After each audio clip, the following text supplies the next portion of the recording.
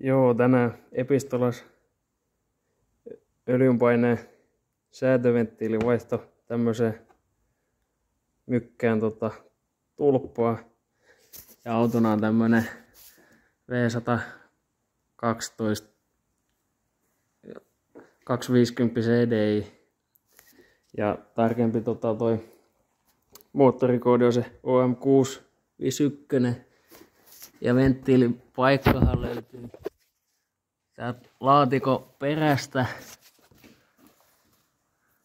Näkyy vähän huonosti, mutta kun ketään ei ole tästäkään tehnyt video vielä, niin mitenhän sen parhaiten nyt saisi kuvattu. Siellä on uusi mötikke tulppa paikallaan. Siihen menee tommonen kaksipinninen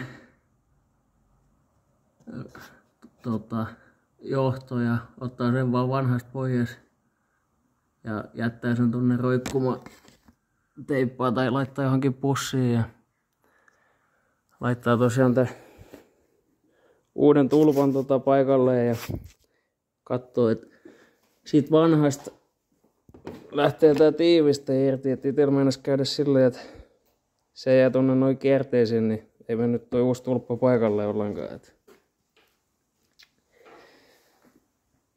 Toivottavasti jotain auttaa vähän, että mistä löytää tuo